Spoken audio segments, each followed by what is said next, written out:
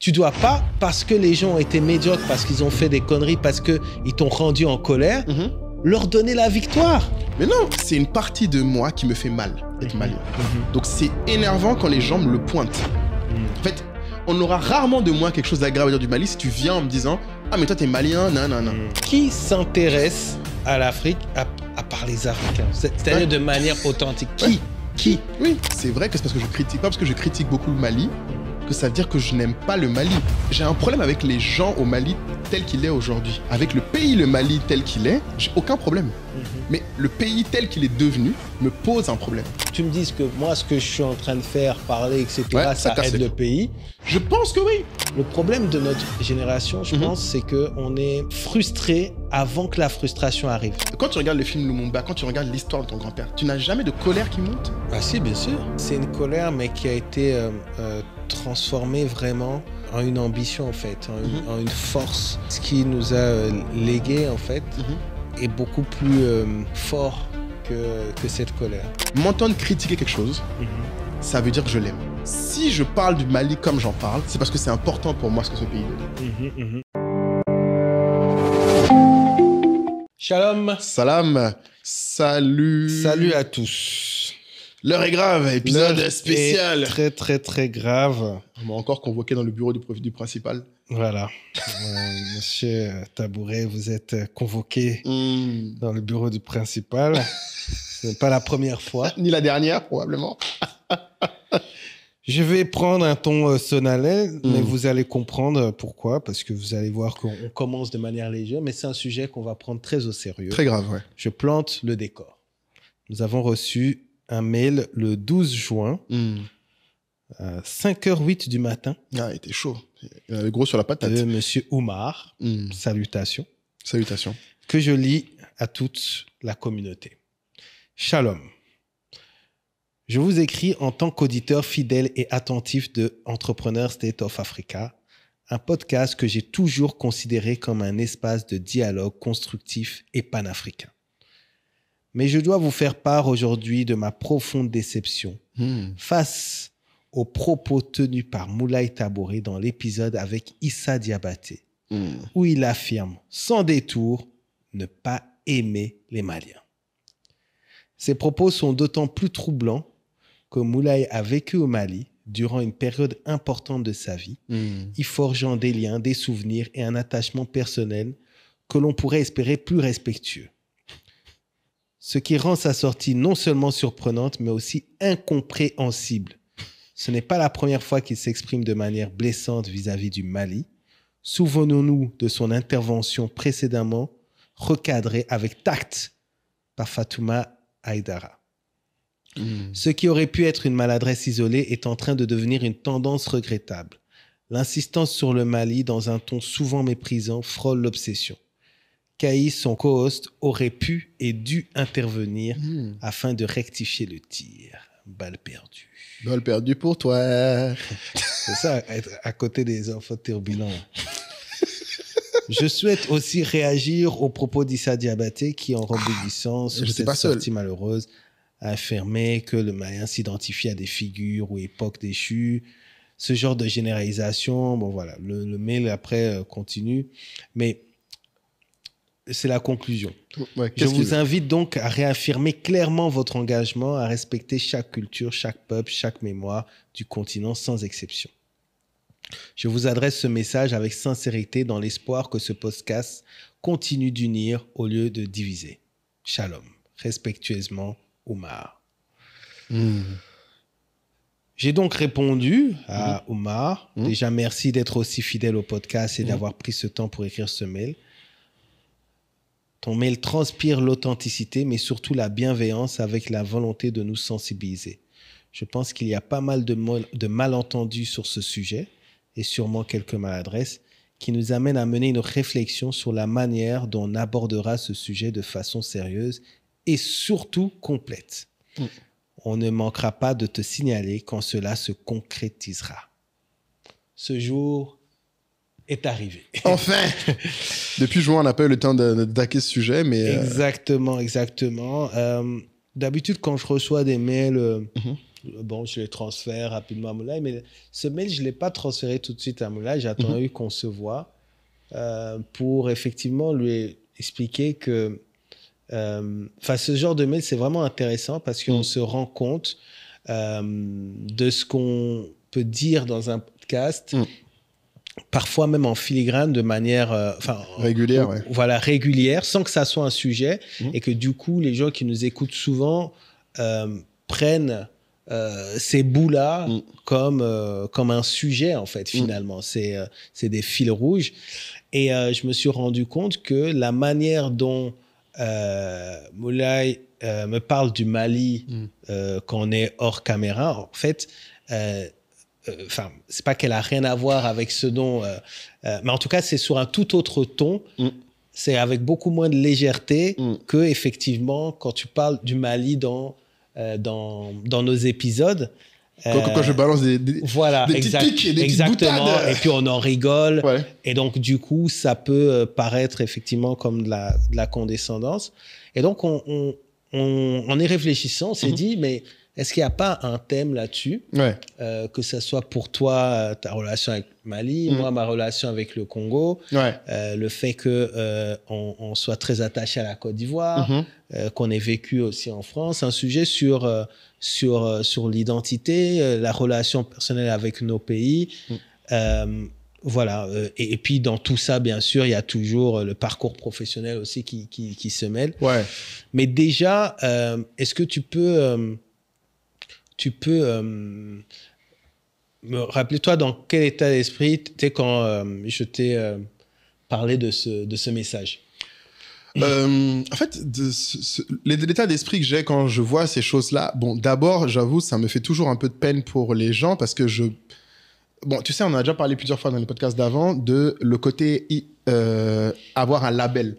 J'ai toujours l'impression quand les gens s'offusquent quand quelqu'un dit quelque chose, parce que clairement, il dit qu'on manque de respect ou qu'on se moque de certaines cultures ou qu'on se moque de certaines personnes.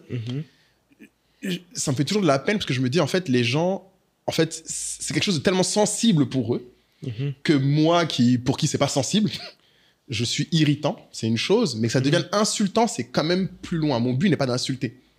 Oui, mais ça, en fait, sur le coup, j'étais plus en mode, mais c'est dur. Après, je me suis dit, c'est bien parce que c'est un sujet trop complexe et trop personnel pour que ça puisse être traité. En fait, tu vois, la beauté de notre podcast, et c'est ce que j'espère que les gens apprécient, c'est qu'on essaie d'aller en profondeur. Jusqu'à maintenant, on est beaucoup en profondeur sur les sujets business. Les sujets perso aussi, on en parle, plus ou moins. Mais j'ai trouvé que c'était intéressant parce que c'est un sujet où j'ai jamais l'occasion de m'exprimer longuement. Donc on a la chance d'avoir un format long. Et d'ailleurs, c'est la première fois, je sais pas si je t'avais dit, que je me suis dit, si on fait cet épisode, c'est le premier épisode où je voudrais qu'il n'y ait pas d'extrait. Parce que le problème, c'est que on va sûrement dire des choses qui, pris en partie, vont choquer, donc vont faire plein de vues, et qui, en fait, sont dans le contexte plus large de l'épisode, ne seraient pas aussi insultantes ou inflammantes ou super importantes, parce qu'au final, il y a beaucoup de choses qu'il faut que les gens se rendent compte qui sont liées à ma personnalité et à mon histoire. Mais alors, c'est pas que toi. Je pense que c'est pour tout le monde et je pense qu'il faut qu'on commence par ça. C'est peut-être nos histoires personnelles par rapport à nos pays respectifs. Et on va bien s'en rendre compte. Je pense que si chacun fait l'effort chez lui ou chez elle de se poser cette question-là, quelle est ma relation avec mon pays, on se rendra compte que c'est très lié à ce que tu as vécu. Personnellement, Et les Africains, je pense que... Alors, partout dans le monde, maintenant, ça devient un vrai sujet de l'identité. Parce que ça me fait rire. Je voulais qu'on appelle ces épisodes d'identité nationale, justement. Parce que pour le coup, tu as l'impression qu'il n'y a que les Blancs qui parlent de ça. Qui ont toujours l'impression qu'on vient prendre leur pays, que leur identité historique change. Alors que de mon expérience, surtout de ma vie, j'ai remarqué qu'en fait, les Africains, nos histoires personnelles avec nos pays sont souvent bien plus compliquées qu'il n'y paraît. À cause des flux migratoires, à cause de plein de choses, à cause des boulots que nos parents ont dû faire, des choix qu'on a dû faire, des contraintes que chacun a eues, de nos nationalités. Parce que la nationalité, pour moi, c'est aussi un sujet clé dans l'identité. On le sous-estime, ça là est un trait administratif, mais pour moi, c'est une des blessures très grandes que j'ai avec le Mali, par exemple, et qui fait que mon identité... C'est-à-dire? En fait, je pense que c'est compliqué pour les gens à comprendre, mais là, je vais du coup répondre un peu à Omar. En fait, le truc qui m'a le plus gêné dans son message, c'est qu'il dit que ma façon de parler du Mali après que j'ai un tel attachement, une telle histoire, est simplement incompréhensible. C'est le mot qu'il a employé. Tu vois, il dit incompréhensible. Mais c'est normal qu'il ne peut pas comprendre parce qu'il ne sait pas ce que j'ai vécu au Mali. Il ne sait pas c'était quoi mon enfance, il ne sait pas c'était quoi mon histoire. En fait, il suppose que tu as des bons souvenirs là-bas, mais il omet d'autres souvenirs. Oui, c'est ça. Et surtout, il ne sait même pas quelle est ma relation avec le Mali dans le passé, actuel et dans le futur. Tout ce qu'il sait, c'est qu'aujourd'hui, manifestement, quand on parle du Mali, mon réflexe premier est de critiquer.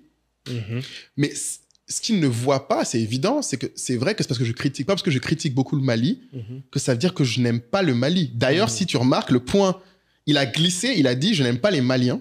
Et après, il dit « pourquoi Moulay critique le Mali ». J'ai un problème avec les gens au Mali tel qu'il est aujourd'hui. Avec le pays, le Mali tel qu'il est, j'ai aucun problème. Mais le pays tel qu'il est devenu me pose un problème. Et par beaucoup de raisons par rapport à ce que j'ai comparé. Donc, je peux répondre en plusieurs parties sur pourquoi je suis comme ça. Mais de manière générale, là où tu as raison pour moi, c'est que tous ceux qui nous écoutent, je vous appelle à, si vous réfléchissez bien, tous avec nos pays d'origine, nos pays africains, on a une relation plus compliquée qu'il n'y paraît a priori. Alors, encore plus quand tu étais dans la diaspora. Alors là, je pense que c'est un autre level. Je pense que ça, c'est un autre level de complexité dont on ne parle pas assez. Et il faut aussi qu'on soit honnête. Je pense que tous ceux qui écoutent le podcast seront d'accord avec ça. Il y a un problème de subjectivité quand on parle de son pays. Oui, c'est très émotionnel. C'est-à-dire qu'on sait très bien que le discours qu'on a quand on est avec des compatriotes et qu'on parle de notre pays, il est beaucoup plus dur que quand on est avec les autres. Avec les autres. Ça c'est vrai, t'as raison aussi. C'est-à-dire que, alors, on connaît pas Oumar personnellement, mais peut-être que Oumar est très dur sur le Mali ou sur la mentalité, sur les choses qu'il n'aime pas, en privé. En privé. D'ailleurs, peut-être qu'il aurait fallu l'inviter. Oh, peut-être, écoute. Un petit live. C'est ça, genre, pour discuter. Sur Insta. Si après ça, il a encore discuté avec plaisir, franchement. Ouais, avec plaisir. Mais t'as raison sur ce point. Voilà, c'est pas la même chose. C'est ça. Tu vois, nous, par exemple, moi, je me souviens, quand je suis quand j'étais en vacances, là, je me souviens, j'étais avec mon grand-père et mon oncle. On appelle ça le Congo bashing, par exemple. Tu vois? Je connaissais pas. Bah oui, mais c'est Congo bashing. C'est-à-dire que t'es à un endroit, à chaque fois, c'est « Ah, tu vois, ça, c'est pas comme au Congo. C'est pas comme Et en fait, on est obligé de dire, on arrête. Vous-même, genre, on se met un time-out. Tu vois, exactement. Tu vois. Ça vous vient naturellement, bah oui. Oui, ça naturellement, parce que c'est une frustration, mais ça veut pas dire que tu aimes le pays, c'est que tu vois, même ici, en Côte d'Ivoire, les gens vont dire « Ah, nous, les Ivoiriens, tu vois, mais si un Ivoirien est face à un Camerounais, par exemple, il va dire la Côte d'Ivoire, c'est le meilleur pays au monde. C'est le paradis, c'est comme ça. Donc, il y a en fait cette subjectivité. Donc, naturellement, la plupart des gens se mettent ce filtre-là que toi, par exemple, tu vas pas te mettre. C'est-à-dire que c'est très vrai, ça. Tu vas pas, en fait, ce que tu vas dire public, tu peux le dire aussi en privé. Tu peux le dire à un malien, un non-malien, etc. Maintenant, je pense que le fond du sujet aussi, c'est ce qui est aussi intéressant, c'est que vu que c'est un format long, c'est aussi de parler de choses que, justement, que tu aimes sur le Mali ou que tu regrettes ou que tu as aimé et qui n'est plus là. Tu vois? Non, c'est clair. Ce qui peut expliquer, du coup, pourquoi je suis comme ça. Parce qu'en fait, on n'est pas... Enfin, je sais pas, mais... c'est pas toute ta vie ou toute ta vie. J'aime pas le Mali. Non. À la base, je connaissais que ça, donc c'était pas ça le débat. Mais tu sais, c'est super intéressant ce que tu viens de dire là. Déjà, merci parce que ça répond à la partie de la question qui est ma personnalité. Oumar et tous ceux qui ne comprennent pas les critiques que je fais, c'est clairement ces gens qui me comprennent pas moi sur ce point de ce qui peut gêner beaucoup de gens, moi, c'est que de la même façon dont je suis capable de parler de ma vie, de ma famille, de mes histoires avec mes parents sans problème. Quand ils regardent, ça les délecte, c'est divertissant. Mais quand ça devient leur pays, là, ça devient un problème. Parce qu'en fait, il faut comprendre. Moi, les choses que j'aime et les choses que je critique, je n'ai aucun écart entre ça en public et en privé. Vraiment, et c'est pareil pour tout. D'ailleurs, tout le temps, les gens doivent me dire, mais attention, comment tu peux dire ça? Tout le monde est comme ça. Par rapport à moi. Donc, le Mali n'est le Mali souffre, on va dire, de ce trait de ma personnalité, mais qui, tu vois, plein de choses que j'ai dit sur mon père, par exemple, il y a plein de gens qui me disent, mais comment tu peux dire ça? Et lui-même regarde le podcast et mon père même m'a dit arrête de parler du Mali parce que les gens vont croire que tu es contre le pays, alors que c'est pas du tout le message. Et le pire, c'est qu'ils vont t'en vouloir après. Donc, j'en profite pour dire aux gens, en fait, il faut faire attention à un truc. Le podcast, tout ce que vous voyez sur les réseaux, tout ce que vous voyez, c'est une discussion d'1 heure de notre vie, où des gens comme moi, qui ont une personnalité où je filtre pas du tout et je suis aussi critique, comme tu dis en privé qu'en public, je vais dire des choses. Ce n'est pas l'intégralité de ma pensée. Par contre, ce qui est vrai, et comme tu dis, c'est que je pense que, je sais pas si c'est le cas pour tout le monde, mais tu vois, c'est difficile pour moi, et c'est toujours même maintenant compliqué, de me dire que je suis malien. Je sais pas si c'est le cas pour tout le monde, mais à cause de mon histoire, toute ma vie, on m'a refusé, en fait, toute ma vie au Mali d'ailleurs notamment, les gens m'ont dit t'es pas malien. Et je sais pas si tout le monde a eu cette expérience. Mais moi, je sais que c'est particulier parce que, comme tu dis, c'est en grandissant que j'ai appris à me définir comme étant différent des Maliens, parce que les gens me disaient tout le temps, t'es pas comme nous. Mais là où il faut se rassurer pour Oumar et tous les Maliens qui m'écoutent, de manière générale, quand je dis j'aime pas les Maliens, j'aime pas les Ivoiriens non plus, j'aime pas les êtres humains. En fait, les gens, non mais de manière générale, et ça tu le sais, j'ai tout le temps, je méprise la plupart des gens. Donc c'est pas, non mais c'est pas grave. C'est juste ce que je veux dire, c'est que ça c'est un truc qu'il faut que les Maliens entendent. Tu vas dans les phrases. Non mais c'est ce que je t'ai dit. Si tu fais un extrait de ça et que tu postes, là. Mais non, mais quand tu méprises déjà, tu vois. Oui, voilà. Mais pourquoi l'extrait tournerait? Ouais. Parce que en fait, là, tu dis, je méprise 100% de la Je dis race la humaine. plupart des gens. Non, Je dis la plupart. Le mot que j'ai employé, c'est la plupart. la VAR. La VAR. Sortez la VAR, exactement. Non, mais les gens qui nous écoutent, mettez en commentaire. C'est pas ce que j'ai dit. Bon, j'ai un doute. Non, mais, non, mais tu vois, ce doute rationnel, c'est ça dont je parle. En fait, dans ma façon de parler, je fais attention à ce que moi je dis. Non, mais même, alors, sortons la plupart, c'est le mot mépriser. Ouais. Je pense pas, en fait, mais après, tu vas me dire, peut-être c'est la définition, c'est que, être indifférent n'est pas mépriser. En fait, mépriser, c'est limite t'aurais espéré que ces gens-là n'existent pas. Non. Mépriser, vraiment, pour moi, mépriser, et c'est ça, peut-être qu'on va regarder si on revient à la même définition. C'est que les gens font pas d'efforts pour... C'est que je n'ai pas d'estime pour la plupart des gens. Je n'ai pas d'attente pour la plupart des gens. Et mon niveau d'expertise, mon niveau d'expectation... Mais tu vois, ne pas avoir d'attente pour la plupart des gens, c'est différent que mépriser. C'est quoi le terme pour toi, alors? Non, mais en fait, justement, je te demande c'est quoi le terme à toi, puisque... Pour moi, le terme, je dis, c'est mépriser. Oui, mais... Et après, derrière, tu dis, ça veut dire que j'ai pas d'attente de la plupart des gens. Oui, et j'ai très peu d'estime pour eux. Ça, c'est plus grave pour beaucoup de gens. Oui, mais, mais tu vois, ne pas avoir d'estime, c'est pas pareil. Ah, ok, tu dis « et », c'est pas « ou ». Okay. C'est pas « et ou », c'est les deux. Ouais, c'est les deux. J'ai pas d'attente et j'ai pas d'estime pour la plupart des gens.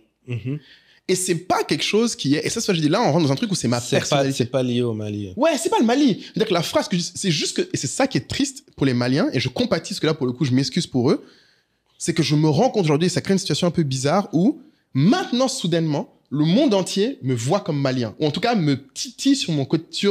Comme Issa a parlé du Mali. En fait... Avant, on me disait t'es pas malien. Maintenant, pour une raison que je ne m'explique pas.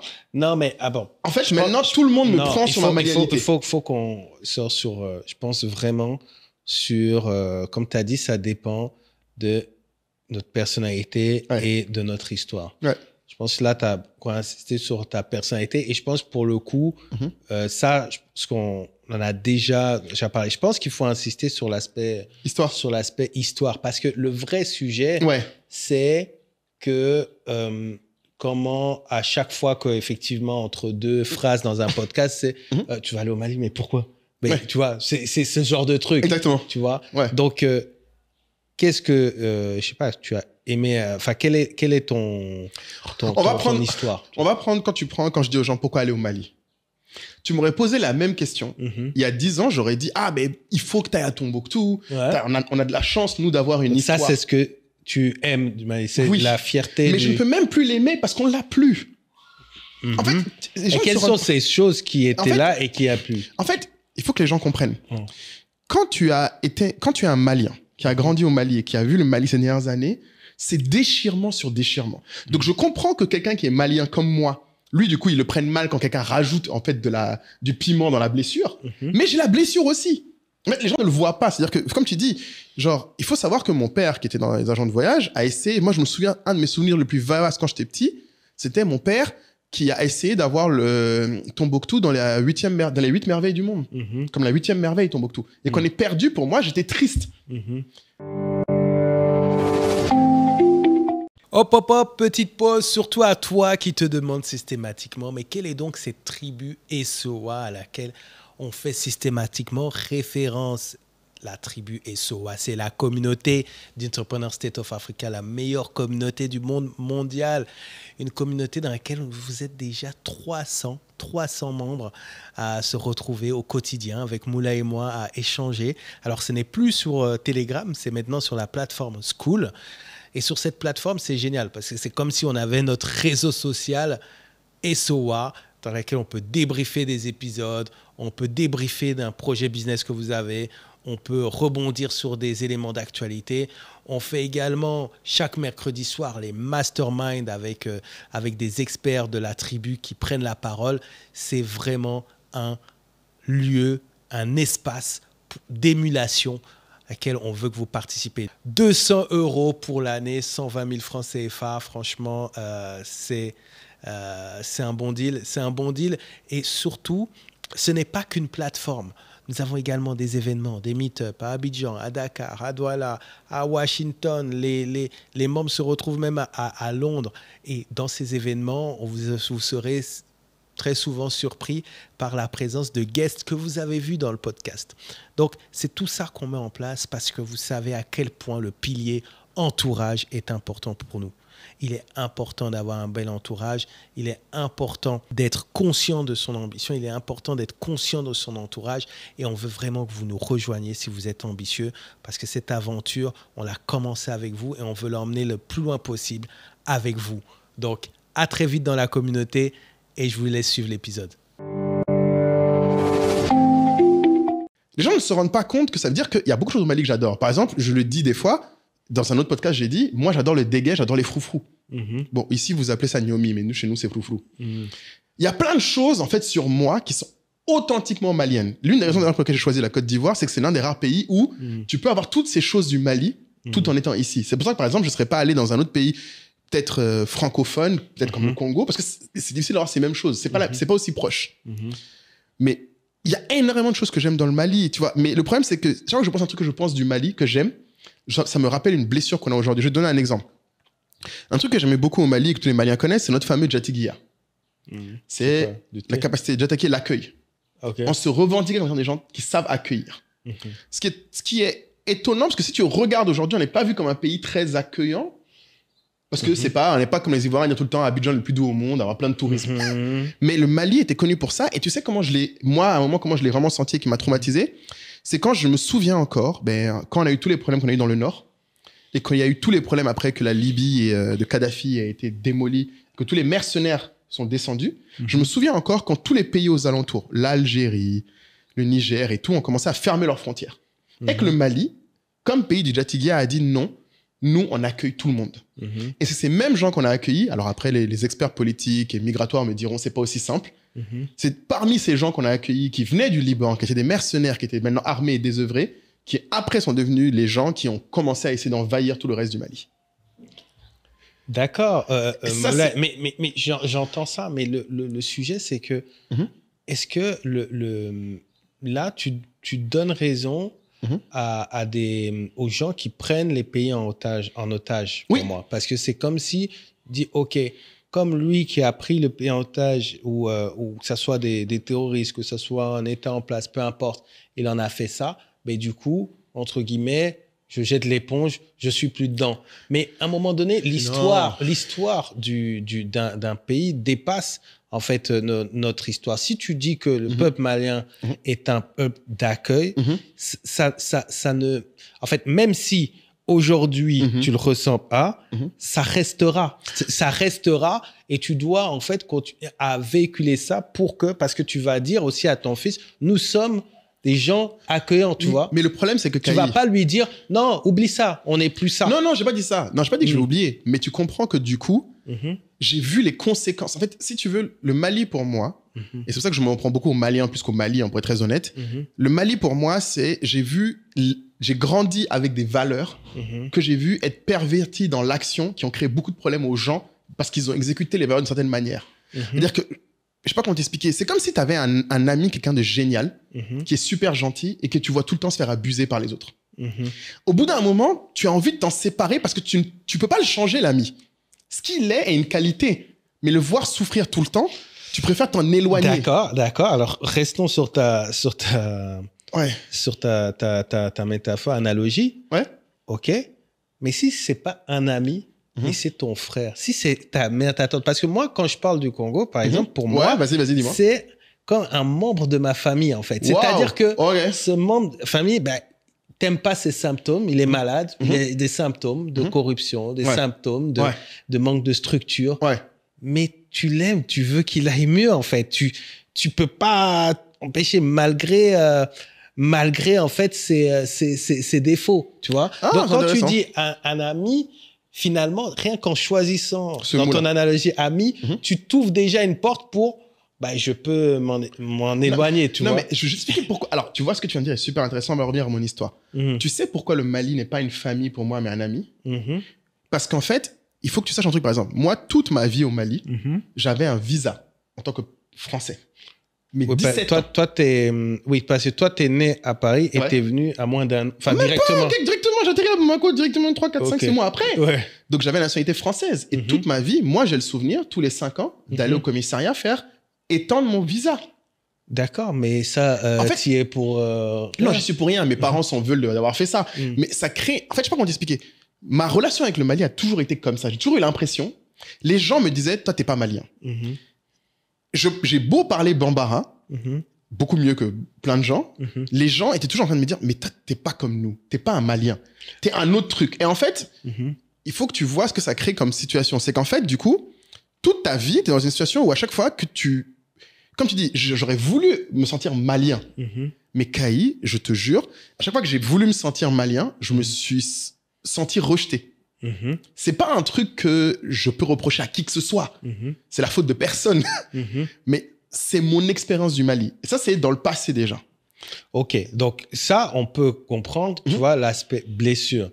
Ouais. Mais c'est pas cet aspect qui va justifier... Mais j'ai pas eu assez de lien avec le Mali. Ce que je veux dire, c'est que... Oui, non, c'est ton histoire. Ouais. On n'est personne pour vraiment commenter là-dessus. Mais je veux dire, c'est pas l'histoire qui va expliquer le côté, on va dire, détachement. Si, parce que quand tu es suffisamment blessé par quelque chose que tu aimes, à un moment, tu t'en détaches, Kaï. Ok, détachement. Allons, je te suis jusque détachement. Ouais. Mais maintenant, bashing. Mais le bashing est lié à la colère que la situation actuelle du Mali te crée.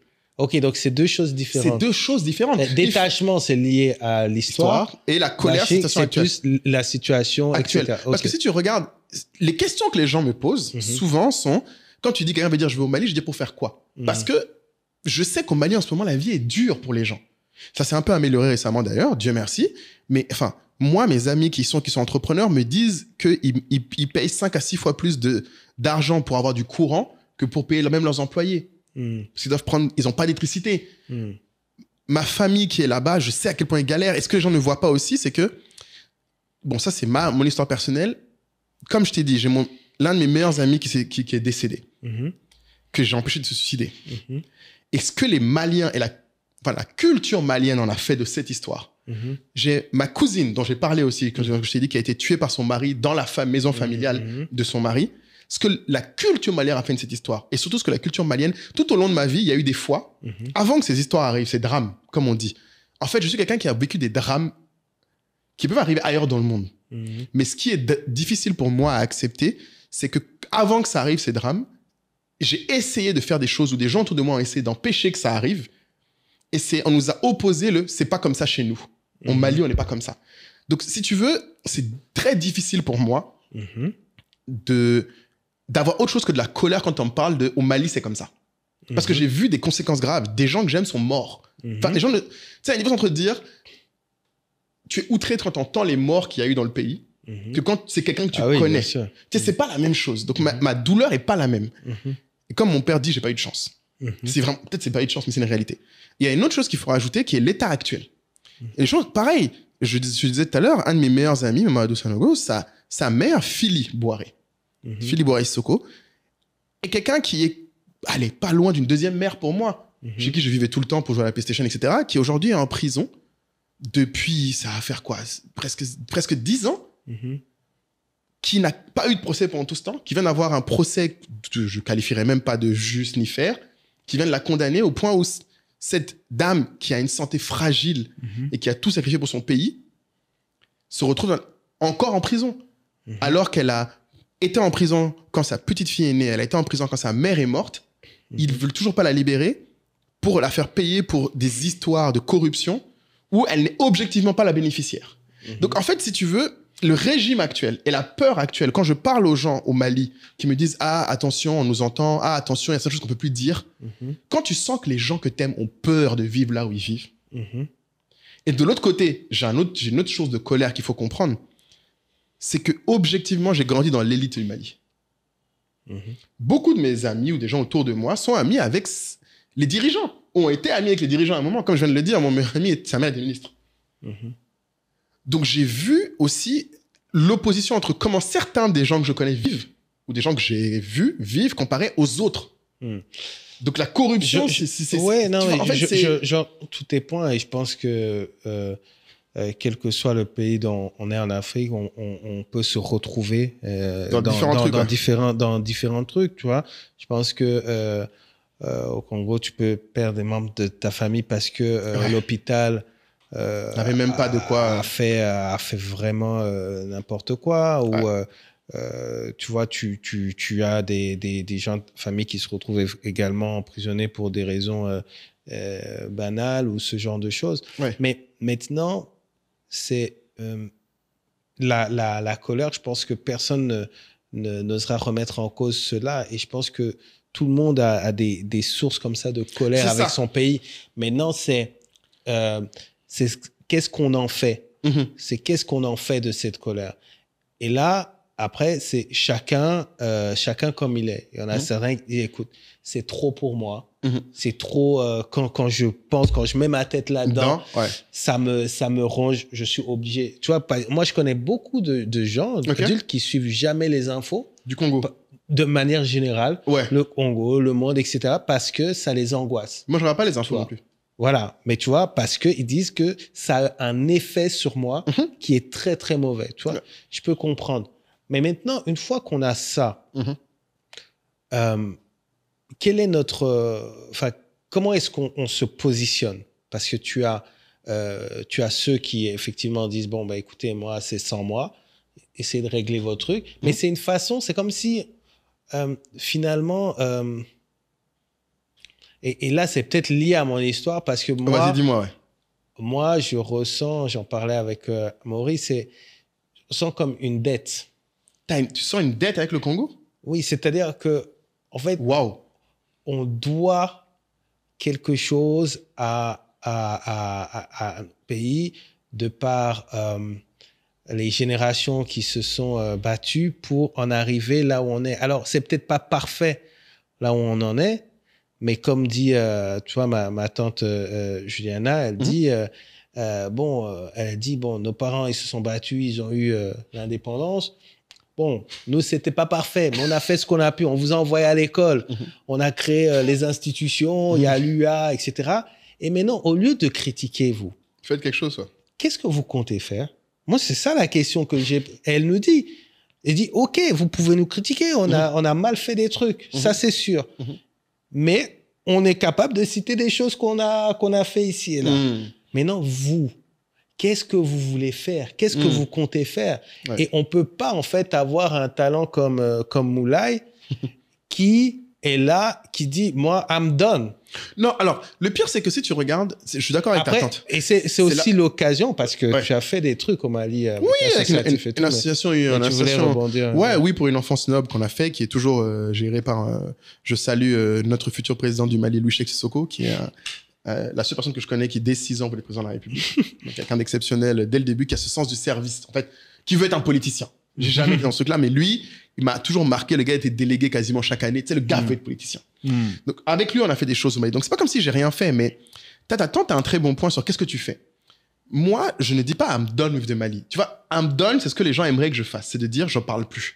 Donc, dès que... Non, I'm done, c'est... Genre, je suis pas que détaché. Si j'étais que détaché, la remarque qu'a fait Issa sur le Mali, j'aurais juste dit, moi, je préfère ne pas parler de ce pays même. Ou j'aurais même dit, j'en parle pas. si tu regardes... Je pense que Omar aurait préféré. Non, mais... Et je suis désolé, mais moi, je suis plus quelqu'un qui est dans la confrontation. Je ne serai jamais quasiment sur une issue, quelque chose qui me dérange. Je serai jamais dans le j'évite. C'est assez rare, c'est pas ma nature. Oui, mais... Donc, du coup, la confrontation pour moi, c'est je critique. Et les Maliens, tous ceux qui me connaissent, ont déjà eu ces débats avec moi. Et je leur dis, mais à un moment, je ne vous en veux même pas. Tu vois, par exemple, il y avait plein de gens qui m'ont dit, mais toi, tu dis ça, tu aurais dû rester au Mali, t'es en Côte d'Ivoire. J'ai dit, mais écoutez les gars, vous qui restez au Mali, franchement, je vous respecte parce que vous êtes pour moi, c'est, il y a un gars qui, tu te souviens, on a dit, il doit avoir un diplôme pour avoir vécu au Mali. Pour moi, je vous respecte pour cette galère, mais c'est parce qu'aussi, je vois que vous avez fait des choix. Vous avez des liens avec votre famille là-bas. Vous avez des assets. Beaucoup d'entre eux, c'est parce que c'est des gens aussi de l'élite qui ont des assets. Qui font que aller vivre ailleurs leur demanderait un niveau d'effort et de galère qui ne vaut vraiment pas le coup comparé à rester dans leur pays. Et ça, je le respecte. Mais ce n'est pas du tout moi. C'est-à-dire que je suis pas dans un truc où je dis je m'en fous de ce qui arrive au Mali. C'est pas ça le point. C'est plus grave que ça. C'est une partie de moi qui me fait mal d'être malien. Donc c'est énervant quand les gens me le pointent. En fait, on aura rarement de moi quelque chose d'agréable à dire du Mali si tu viens en me disant ah mais toi t'es malien, non. En fait, c'est ça le problème, c'est que les gens ne viennent pas me parler du Mali en me disant je sais pas, qu'est-ce que tu recommanderais. Tu vois, par exemple, il y a pas longtemps, j'ai une amie qui y est allée. Je lui ai dit, non, mais il faut absolument que tu ailles dans tel endroit, que tu fasses tel truc, que tu manges ça. Va pas là-bas, maintenant, c'est plus safe. Je peux faire ça. Mais c'est parce qu'elle m'a demandé. Elle n'est pas venue présumer qu'en tant que Malien... Tu vois ce que tu disais? Le côté, on attend de moi une solidarité avec le Mali parce que je suis Malien, qui m'énerve. Je dois rien aux Maliens. Et ce que les Maliens n'arrivent pas à accepter, c'est ça. Ce que tu disais, il y a une forme de... Et je pense que tous les Africains peuvent... Il y a une forme de solidarité obligatoire avec ton pays quand on est devant les autres. Que moi, je n'ai pas. J'en dis tous à se faire foutre. Mais quand tu dis je dois rien... En fait, je leur dois pas aux gens qui me font ça. Je sais ce que le Mali m'a apporté et je sais... Ah, oui, voilà. Mais tu vois, bon... toi, dans l'occurrence, puisque tu fais vachement cette différence entre Mali et Malien, tu es obligé de faire gaffe. Parce que la phrase d'avant, c'est « je dois rien au Mali ». Puis maintenant, tu précises « je dois rien à ces Maliens ». Non, j'ai pas dit au Mali. Encore une fois, regarde, tu as encore pris la phrase. Les gens vont regarder la vidéo. Tu vois, ce que tu fais là... Non, là, je suis sûr que tu as dit Mali. Non, mais ce que je veux dire, c'est que j'ai dit au Mali, je n'ai pas quelque chose avec le Mali. Je n'ai pas dit « je ne dois rien au Mali ». C'est quand même le pays dans lequel j'ai été accueilli. Tu vois, appelez la VAR. Mais ce que je veux dire, c'est que les gens vont être là et regarder. Et c'est ce que je dis souvent. C'est qu'en fait, dès qu'on rentre dans ces sujets émotionnels, tout ce que tu dis est extrêmement amplifié à la réception. Et alors que moi, mon point, c'est que je préfère prendre le risque que les gens soient outrés, parce que dans tous les cas, c'est ma position de défaut en général. Je préfère que les gens soient outrés plutôt que de ne rien dire. Je ne peux pas. Tu vois, un truc qui est simple, tu vois, je sais pas à quel point c'est lié aux gens, mais moi, mon premier souvenir, le plus vieux souvenir que j'ai de ma vie, l'autre jour, j'en parlais avec ma psy en me demandant quel est mon plus ancien souvenir dans ma vie. Le tout premier souvenir en tant qu'être humain.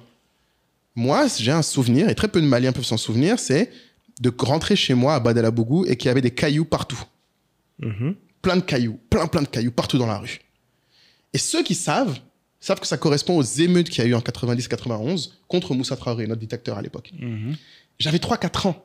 Mais déjà, à l'époque, je voyais que j'étais dans un pays où, en fait, les gens devaient se battre pour ne pas être abusés. On a eu la chance après, moi j'ai connu Alpha Omar Konaré, qui pour moi est un super président, les gens vont dire parce qu'en plus son fils est un ami à moi, mais bref, tous ces trucs font qu'en fait, j'ai une rage peut-être concrètement, parce que pour moi il y a deux situations.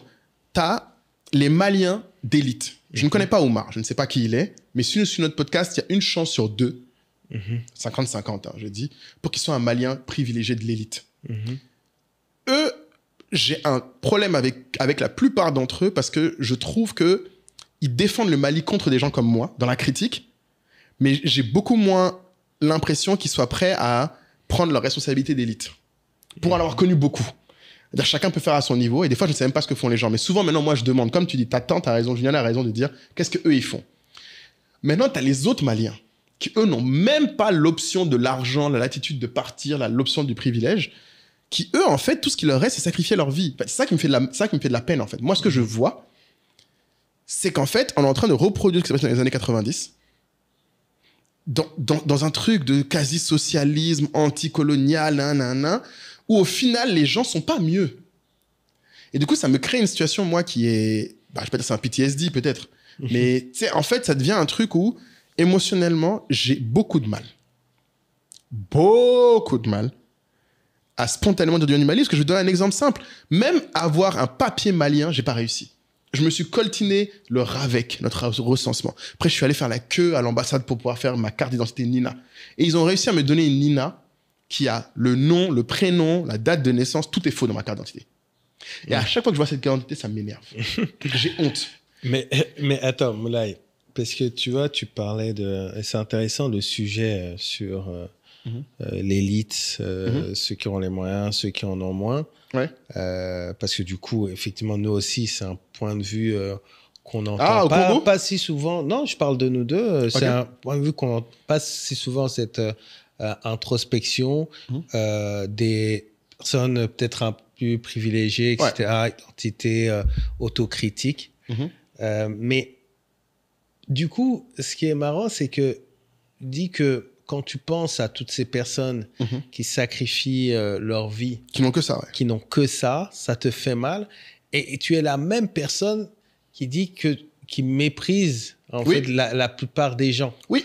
Tu vois, donc en gros, et c'est ça en fait que moi je trouve intéressant que les gens en fait t'entendent, parce que d'un côté tu méprises la plupart des gens, et de l'autre tu crées une association au Mali qui jusqu'à aujourd'hui finance des enfants, je sais pas combien de centaines c'est milliers, c'était 2000 enfants d'enfants, que toi ce qui t'empêche presque de dormir, c'est ces gens qui n'ont pas d'autre choix que de sacrifier leur vie. Et donc c'est pour ça que moi je rigole beaucoup quand tu es pris à partie sur ce côté virulent, parce que en fait finalement moi, je regarde les actions. Oui. Les actions. Donc, quand tu me dis...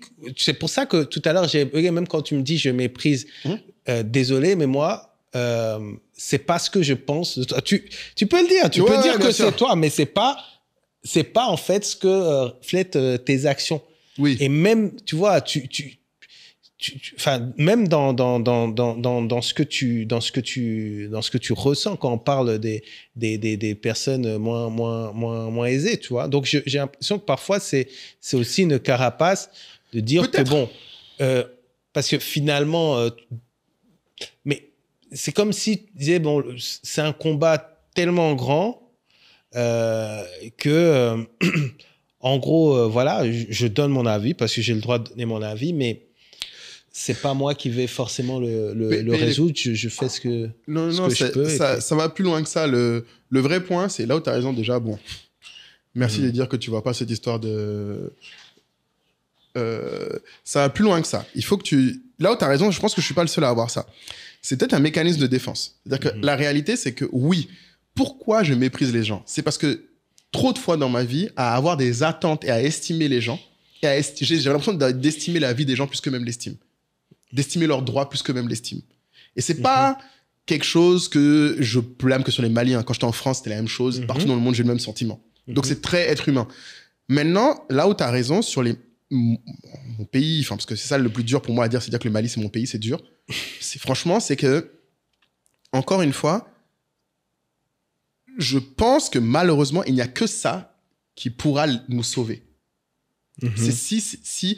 En fait, comme j'ai dit, l'élite a une responsabilité pour moi de vocal. Parce que nous, tu vois, je donne un exemple. Ma tante dont je parlais tout à l'heure, Philippe Boiré Sissoko, qui est en prison depuis 10 ans. Tu penses, cette dame, quand elle était à la Banque mondiale au Burkina, quand elle a fini son contrat là-bas, j'oublierai jamais. Je l'ai eu au téléphone. Parce que j'ai parlé à son fils avant. Ma mère l'a eu au téléphone, on lui a tous dit, Tanti, s'il te plaît, ne rentre pas au Mali. On lui a dit, s'il te plaît, rentre pas. T'es une ancienne ministre, ça va pas bien se passer pour toi. Tu sais ce qu'elle m'a répondu? Elle m'a dit, Moulay, si je ne rentre pas maintenant, qui va faire quelque chose pour notre pays? Et elle le paye de sa vie. Ça fait 10 ans qu'elle le paye. Donc, en fait, je ne blâme pas sa conviction. Oui, mais moi, mon réflexe en tant que son fils, si on veut, c'est je lui dis, s'il te plaît, va pas. En fait, et tu vois, du coup, je respecte. Hein, tu vois, elle a pris sa responsabilité à elle. Mais les autres, là, bon, Oumar, je suis désolé, mais je te mets dans le même sac que les autres. C'est les autres que j'attends de voir faire ça. Risquer quelque chose. Vous êtes là à parler de votre pays, à vouloir le défendre. Alors, ce que moi je risque en critiquant le Mali, c'est que non seulement les Maliens vont m'en vouloir, Mais il est possible que même les Ivoiriens me voient comme un traître. Oui, à mais la d'accord, nation. mais toi, c'est double peine parce que Ouais. tu prends un risque, mais en même temps, tu n'apportes pas quelque chose au pays. Ta tante, c'est différent. Non. Non, elle prend ce risque, mais c'est pour, en fait, donner ses compétences au pays Oui. parce qu'elle veut contribuer. Et parfois, c'est Mais qu'est-ce que tu crois qui se passe quand, comme tu dis sur Wikipédia, mon Wikipédia, c'est écrit entrepreneur malien. Mhm. Qu'est-ce que tu crois qui se passe? Pourquoi tu crois que je ne l'ai pas changé? En fait, ce que je veux dire, c'est que comme tu dis, ma tante se retrouve en prison. Moi, ma prison sera la prison de l'opinion publique parce que pour l'instant, j'ai l'impression d'aller en prison au Mali. Oui, d'accord, mais qu'est-ce que tu fais pour... aller- Je fais chier les Maliens. Je suis leur Ah, pain et pour in toi, their ass. oui, et pour toi, ça, c'est... C'est un travail. Je le vois comme un boulot, une responsabilité patriotique de leur casser les couilles. Et jusqu'au dernier, Oui, Omar mais d'accord, mais dans quel but? qui se révolte, à commencer par moi, mais prouvez-moi que j'ai tort. Mais d'accord, mais quand tu te révoltes, mais la Qui révolution, fasse c'est... quelque chose. Oui, mais toi, tu Que- fais quoi? Moi, je les fais chier. C'est déjà pas mal comme taf. Mais non, tu peux pas t'en tirer comme ça. Tu veux que je... non, non, mais...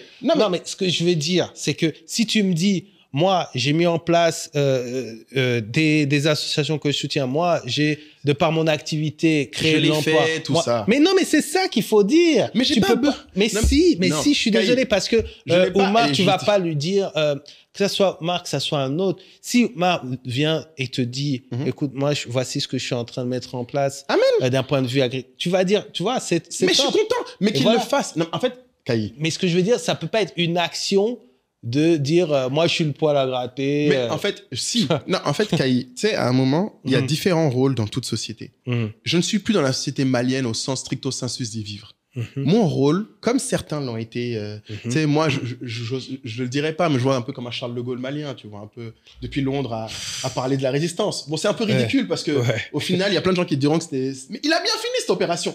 Mais ce que je veux dire, c'est que chacun peut prendre un certain rôle.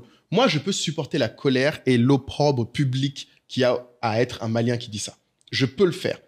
Il y a des choses que j'ai fait, que ce soit par les entrepreneurs maliens avec qui on a travaillé, avec qui on travaille encore, plein de choses. Mais je veux même pas mettre... C'est pas une balance pour moi. Je sais pas de créer un mouvement d'équilibre. Je sais pas à me justifier. Je Non, cherche, je- je cherche à Mhm. l'énergie qu'il y a en moi, ce que ça crée, Mhm. que je le canalise dans quelque Non, chose. mais après, si tu me dis, mais j'ai pas à me justifier et j'ai pas d'obligation, comme tu as dit, à faire quelque chose pour le pays, ça, Ouais. je peux le comprendre. Mais que tu me dises que moi, ce que je suis en train de faire, parler, etc., Ouais, ça ça casse aide le- le pays. Je pense que oui. Bon, peut-être en tout cas- c'est ton opinion, mais tu vois, c'est comme si moi, en étant dans le digital, créant mon agence, tu vois, sur plusieurs pays, en Mhm. commençant par la Côte d'Ivoire, je dis, bon, j'ai pas besoin de créer également des ponts ou une structure sur le Congo parce que, je sais pas, je pourrais dire... mais déjà, moi, je fais la fierté du pays parce que je suis un Congolais qui crée une entreprise, je montre que c'est possible, etc. Sauf que pour moi, C'est il y a pas plus assez. de contributions Ouais. quand, voilà, parce que j'ai créé aussi ma structure sur le pays où je crée de l'emploi, Non, c'est je fais vivre un écosystème, Mhm. j'ai créé des événements. Oui. Et donc, ça me permet aussi de mieux comprendre l'évolution des choses Mhm. en étant proche pour éventuellement voir où je peux avoir un impact. Le problème de notre génération, je pense, c'est qu'on est frustré avant que la frustration arrive. Tu vois, quand tu appelles ta tante, bon, je peux comprendre pour le coup, hein, mais je prends cet exemple, mais tu dis, ah, n'y va pas, etc. C'est-à-dire que, en fait, on a tellement... on est dans cette culture du résultat et en plus, on a tellement critiqué nos parents que là, maintenant que nous aussi, on monte en âge et qu'on se rend compte que, ah merde, en fait, la tâche, elle est grande. Non, c'est risqué. On se dit, ah ouais, mais du coup...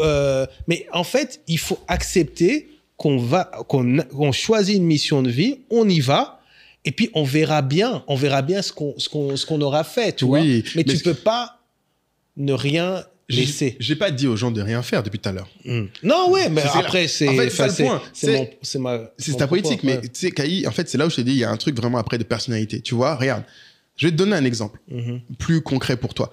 Tu te souviens la fois où je suis allé chez toi et qu'on a regardé le film Lumumba? Après, les gens sont partis, tu te souviens? Combien de temps je suis resté assis sans pouvoir me lever? Bien sûr. J'étais en larmes et j'étais en colère. Je ne comprends même pas comment toi, Kaï, en fait, ça me dépasse. Si moi, j'étais un Lumumba, je pourrais même pas parler à des Congolais, j'ai l'impression. Mais parce que je ne suis pas un Lumumba. Oui. Je n'ai pas ton histoire. Mais tu vois, ma personnalité fait que je sais pas comment je suis conçu. Mais quand moi, j'ai vu le film, j'avais envie de brûler la moitié du Congo. Je sais pas qui, comment, pourquoi. Plus la Belgique. Plus les États-Unis. Non, surtout les Congolais qui ont tué ton... En fait, je sais pas comment t'expliquer. En fait, comme on dit, les gens réagissent pas par le même truc, mais en fait, moi, mon insurgence... Tu vois, par exemple, c'est un truc que moi, je me demande toujours, comment tu fais pour aimer le Congo et les Congolais après ce qu'ils vous ont fait? Quelle était sa bataille? Sa bataille, Quel était son plus grand amour? le Congo. Et voilà. Donc toi, tu aimes son amour, même si son amour lui a fait du mal et l'a tué. C'est ce combat-là qui est le bon. C'est cette vision-là. C'est sa vision, en fait, que nous, on épouse. C'est sa vision pour le Congo. Et c'est pas parce que des Congos ont été petits que nous, on doit pas être grands.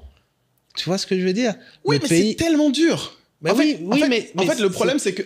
il te regarde, là. Ouais. Ah oui, non, mais voilà. Non, mais bien sûr. Mais en fait, je sais pas comment tu fais. Je comprends l'idée d'être grand. J'aimerais être comme ça. Mais en fait, moi, j'essaie de comprendre comment vous faites quand on est dans une situation où tu vois... En fait, c'est pour ça que moi, j'ai du mépris pour les gens. En fait, je n'arrive pas à ne pas avoir de mépris pour les gens qui font des choses comme ça. Je ne peux... Non, mais en fait, après, ça va, c'est que aussi, mon grand-père, il a laissé, tu vois, des courriers. Tu vois, il a laissé un courrier, dont certains qui sont publics, dans lequel il parle et il dit ce qu'il veut, en fait. Il explique sa vision. Il explique qu'un jour, on finira par raconter notre histoire et pas celle qui est racontée à Washington, Paris ou Bruxelles. Et que c'est là le chemin de la vérité. Et que sur le chemin, tu vas avoir des Américains qui vont peut-être t'en empêcher pour certaines raisons économiques. Tu as peut-être des Européens qui vont t'en empêcher pour certaines raisons économiques. Tu as peut-être même des Congolais qui vont t'en empêcher, mais ça arrive partout. Ça arrive partout. Mais tu parles souvent de la médiocrité de l'être humain. Et souvent, on en rigole, je te rejoins sur pas mal de choses là-dessus. Mais cette médiocrité ne doit pas gagner. Tu dois pas, parce que les gens ont été médiocres, parce qu'ils ont fait des conneries, parce qu'ils t'ont rendu en colère, leur donner la victoire. Mais non, moi je leur donne pas la victoire. Mais si, quand tu dis, parce que là, c'est ce que tu dis. Non, moi, si j'étais là, tu ne m'as jamais entendu dire. Non, mais pour le Congo, tu dis clairement, à ma place. Non, moi, je les aurais brûlés. Voilà. Non, mais je ne vais pas les laisser. Non, mais en fait, je comprends que tu dis, on n'est pas obligé de devenir aussi médiocre qu'eux, quitte à céder à leur violence ou à leur truc. Amen.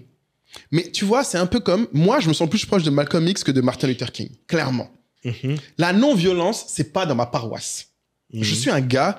Malheureusement, c'est un de mes défauts. Je lutte contre une violence réelle qui est liée à mes émotions. Et probablement comment j'ai été élevé. Après, le monde est violent. Le monde est violent. Mais après... Non, mais voilà. Mais du coup, tu vois, mon réflexe à moi, c'est à la limite, si je peux pas les cogner, je vais les insulter. Tous ces gens. En fait, je sais pas faire autrement. Mais non, mais regarde. Tu prends Malcolm X, Martin Luther King. Ouais. Comment est-ce qu'ils ont fini tous les deux? Tués. Tu vois? De la même manière. Ce que je veux dire, c'est que le médiocre, et en plus, les deux par quelqu'un de la communauté. Voilà, et puis, tu vois? Non, mais et c'est donc, tu vois, est-ce que, du coup, un Afro-Américain doit se dire, bon, j'ai compris, je fais aucunement confiance à tous les Afro-Américains? Non, moi, je te dis, dans le même temps que je vois comment ils ont buté Malcolm X, comme ils ont buté Martin Luther King, je vois comment ils ont tué Kennedy. C'est même pas une affaire de noir. C'est une affaire d'être humain. Les gens sont la plupart du temps médiocres, égoïstes, pensent qu'à leur intérêt. Oui. Donc, en fait, c'est pour ça que quand les gens me disent, genre, j'ai des problèmes avec les Maliens, c'est pas les Maliens, juste eux, c'est les gens de manière générale. Il s'avère que le Mali est un pays où moi, j'ai une histoire qui fait que j'ai vu les Maliens faire des choses dont j'ai eu honte parce que j'y suis associé. Et encore aujourd'hui, les gens ne se rendent pas compte. C'est peut-être ridicule, je suis peut-être un nostalgique, un sentimental à 2 balles. C'est peut-être ça mon problème. Mais je déteste aller à Bamako, même pas parce que j'aime pas Bamako. Dans l'absolu, c'est là où j'ai grandi, j'ai plein de souvenirs. Tu sais, là, maintenant, j'ai un fils, je suis dans la merde. Parce qu'évidemment, sa mère, sa première question, c'est on va voir quand là où t'as grandi. Je sais pas comment je vais faire. Non, mais. Tu vas prendre un billet. Non, je vais aller, probablement. Mais tu sais pourquoi ça me met dans la merde? Les gens ne comprennent pas. C'est que ça me déchire le cœur quand j'arrive et que je reconnais toutes les routes qui étaient bonnes avant qui ne le sont pas. Quand je vois tous les déchets qu'il n'y avait pas avant qu'il y a partout. Quand je sais pas comment t'expliquer. Oui, mais je comprends. Mais maintenant, tu dois utiliser ça et transformer cette énergie dans quelque chose de grand. Toi qui regardes les mangas, là, il doit avoir des histoires comme ça. Oui, bien sûr. mais en fait, le problème, c'est que le combat que tu choisis, et c'est vraiment là la mission de vie, je n'ai pas un combat particulier pour le Mali à part être vocal sur le fait que... Oui, mais peut-être pour le moment. Oui, peut-être pour le moment. J'ai jamais dit que je ne ferai rien avec le Mali. Hein. Oui, mais ça peut donner cette impression. Moi, je pense que de toute façon, la vie, elle évolue, tu vois. Ouais, c'est peut-être même ton fils qui va te motiver à y aller, faire cette un espèce truc. de... c'est grave, ça, putain, mais bon. Non, mais tant mieux si lui, il réussit à ne pas avoir la même douleur que moi j'ai. Et c'est ce que je dis, mon père et ma mère essaient de faire des choses pour que j'aie ce lien. Mais... Ah, voilà, c'est ce que j'allais te demander aussi, parce qu'on n'a pas parlé de ça dans nos histoires personnelles. Je pense que dans pas mal d'analyses que tu fais, c'est très lié à vraiment des expériences très perso. Quand tu dis, j'étais dans les rues, je vois les cailloux, quand on allait à la préfecture, etc. Mais du coup, est-ce que par exemple, est-ce que ta sœur a également ça? Est-ce que, quel était le rôle finalement de la finale? Parce que, par exemple, nous, on a grandi, peu de gens le savent, tu vois, parce que moi, je reçois parfois des messages, tu vois, quand je fais une story, je suis à Douala, je suis à Abidjan, on dit, mais il est partout sauf au Congo, celui-là. Ah, on t'a dit ça? Ouais. Oh, snap! Pour les bâtards. Alors que j'ai 5 fois par an, tu vois. Tu es tout le temps, genre. Pour moi, j'ai pas besoin de claim ça, mais ce que les gens ne savent très peu, c'est que nous, en fait, on est une famille d'exilés. C'est vrai que tu m'as expliqué. C'est très particulier quand même. On est en Belgique parce que notre famille est en exil politique. C'est-à-dire qu'aujourd'hui, les flux migratoires, c'est beaucoup pour raisons économiques. Mais à l'époque, dans les années 80, quand les Africains étaient c'était vraiment des exils politiques. Pour sauver la vie. Où tu peux pas rentrer. Même si tu veux. Tu peux pas rentrer même si tu veux. Ouais. Pour quelqu'un comme mon père qui sont investis d'une mission qui se met une pression sans nom, normal. Sans nom. C'était, tu vois, c'était très dur. Mais on a grandi dans un environnement où la culture congolaise était en fait tellement présente et valorisée. Tu vois, et on a toujours fait la distinction entre le Congo qui pour nous appartient et tel ou tel dirigeant que tu aimes ou que tu aimes pas, mais peu importe, le pays lui appartient pas. On refuse en fait de céder. Tu vois, c'est comme parfois sur des cannes, on voit ça dans certains pays où il y a certains pays, certains habitants, citoyens qui refusent, qui espèrent que leur équipe perde parce qu'ils n'aiment pas le président en place. Ouais, non. Il va récupérer. C'est pas son pays. Ouais, c'est pas son pays. Qu'est-ce que c'est 10 ans sur des siècles d'histoire? Bon, 10 ans. Dans certains pays, on approche plus de 3 chiffres. Regardez mon regard. Suivez mon regard. Pardon. Suivez mon regard, vous savez de quel pays on parle. Vous savez tous, vous nous suivez beaucoup à nous suivre. C'est bon. Parenthèse terminée. Non, mais...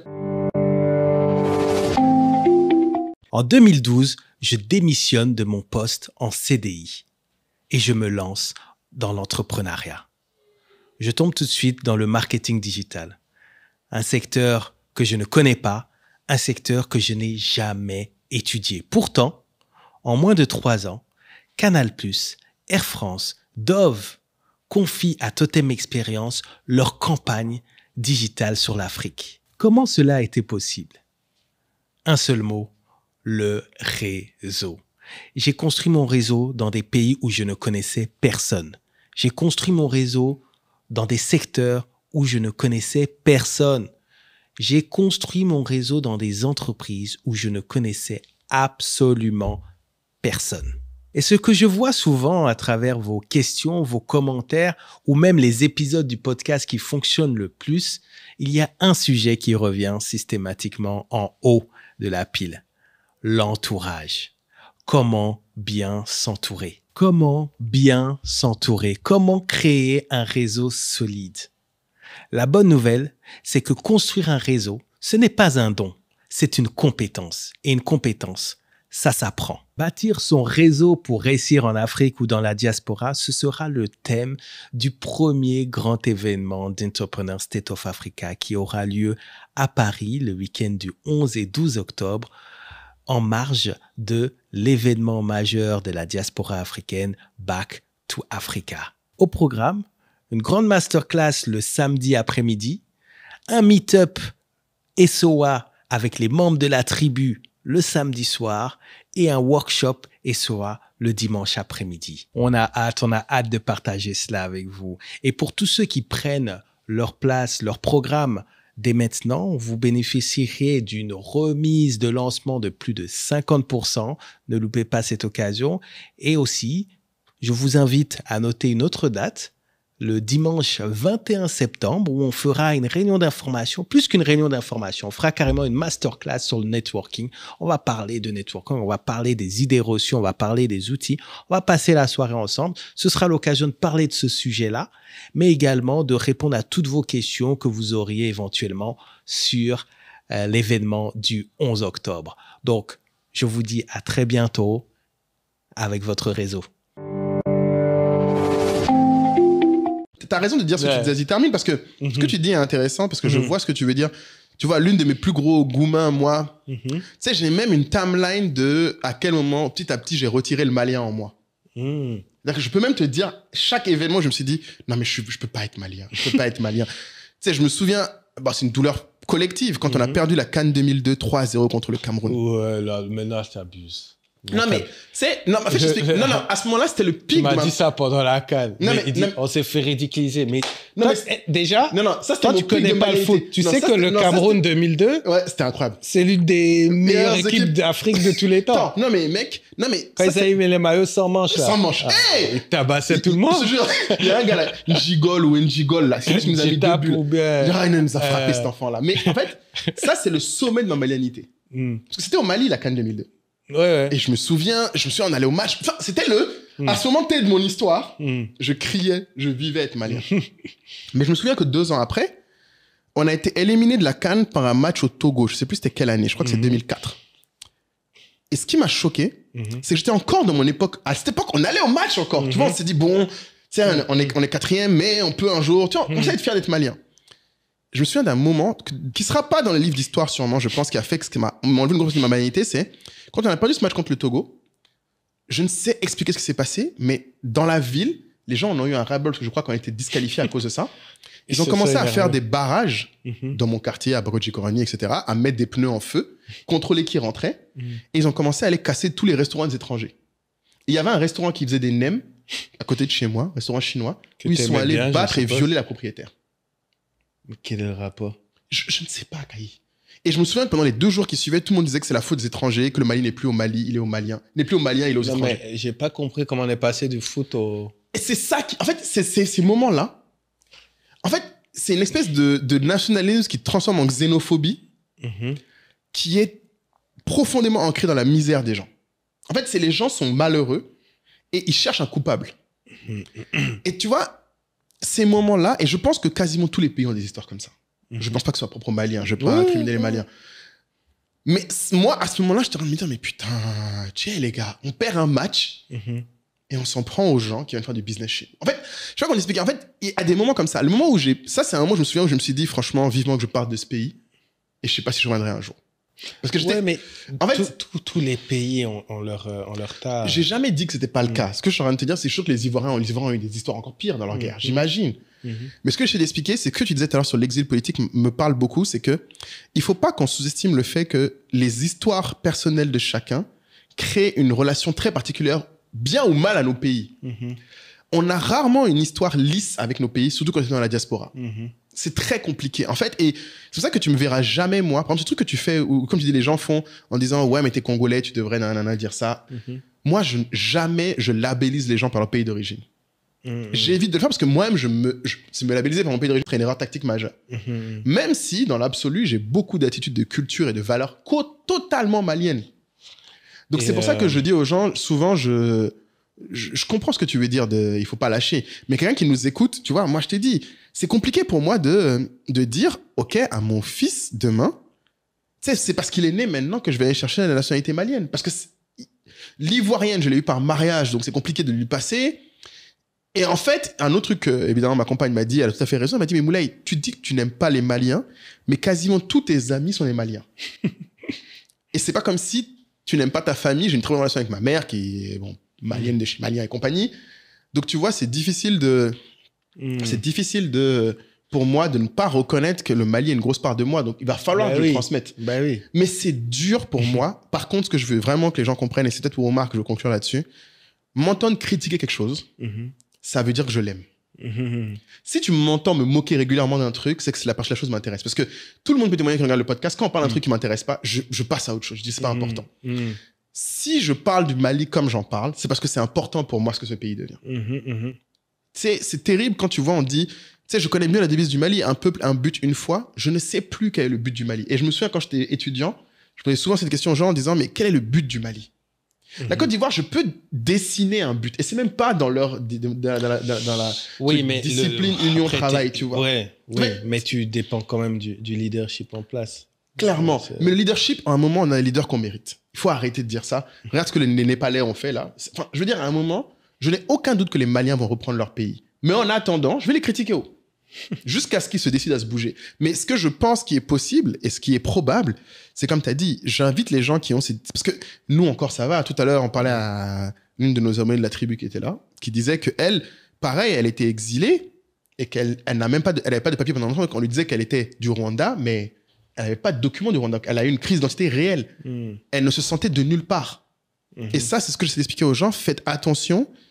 C'est pas parce qu'on est des figures publiques que vous savez, en fait, qu'on a, on va dire, on est représentants de nos pays d'origine. Vous ne savez pas nos relations avec les pays d'origine. D'ailleurs, en parlant de labels et d'étiquettes, et peut-être pour faire le lien aussi avec un sujet qui est au cœur de beaucoup de réflexions pour ceux qui nous écoutent, le retour au pays. On dit souvent que dans la stratégie de retour, il n'y a pas forcément cette obligation d'aller dans son pays d'origine. Et j'ai remarqué que depuis que les gens sont décomplexés par rapport à ça, il y a plus de retour. Les gens se mettent moins de pression de je suis Camerounais, je dois être au Cameroun. Voilà, vas-y que je vais à Cotonou. Et même dans la construction de l'entreprise, moi, j'assume de mettre un côté panaf dans tout ce que je fais. Mais voilà, j'ai une stratégie où commencer avec la Côte d'Ivoire, parce que d'un point de vue en plus avancé, digital, infrastructure, c'était beaucoup plus évident. Et puis après, tu es en position pour petit à petit aller soit dans ton pays d'origine comme je le fais ou autre, mais en fonction de critères économiques, de critères économiques, de logique, le temps de te familiariser avec ça. C'est intéressant ce que tu dis là, parce que je pense que tu n'as jamais dit aux gens à quel point pour toi, cette obligation PANAF que tu te mets à compliquer... Enfin, je me suis mis... toi, tu t'es mis un truc aussi, tu vois. Si tu avais voulu faire grandir Totem et Adicom normalement, tu n'aurais pas fait dans tous les pays que tu as fait. C'est clairement le reflet de ta mission. Là, c'est ça, je peux pas faire autrement. C'est ancré en moi. Ça, c'est la valeur la plus importante. L'aspect panafricain vient de... d'ailleurs, je revoyais encore sur, je crois que c'est Arte qui passait là. Ils ont reconstitué la conférence de Berlin où les colons se partagent. Bien sûr. Moi, c'est quelque chose une histoire qui me marque particulièrement, tu vois. Je suis mais notre message, il transcende en fait les Français. On a vraiment pas mal on est différents, c'est vrai, on a des cultures différentes, mais on a quand même une mission en fait commune. On a tellement de comment dire de points communs sur ce que doit être notre futur. Tu vois que pour moi, je vois les choses en fait quand on développe des choses sur la jeunesse camerounaise, congolaise ou béninoise. Je suis persuadé que ça va aider en fait l'ensemble du continent. Tu vois, je te parle souvent de l'importance, que je déplore le fait que nos jeunes ne voyagent pas tant que ça entre on en parle parce souvent que ça, j'ai vu on va ailleurs dans le monde avant d'aller en Afrique. Ça, on en a parlé dans l'épisode de leur voyage, mais toi, tu parlais même plus loin. Moi, d'un point de vue même pro, études, pendant les études, ouais. je le ressens parce que je vois ce que ça apporte aux Français de pouvoir aller en Espagne, d'aller pouvoir en Angleterre, etc. Les gens ont des réseaux un peu partout. Ouais. Et parfois, ils manquent d'une compétence dans un pays, ben, l'autre vient compenser.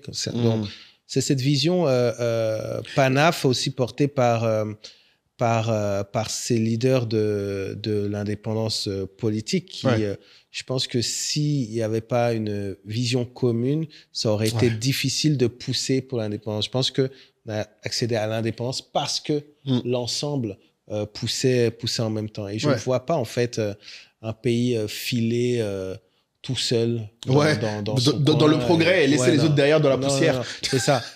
Et donc, voilà. Donc, effectivement, ça m'a mis un peu dans les problèmes, surtout pour Adicom, parce que là, ça fait donc 9 ans qu'on fait Adicom, et chaque fois, je fais un pays différent et je recommence à zéro pour chercher des partenaires, des sponsors, de la logistique, tout ce qu'on veut. Ouais.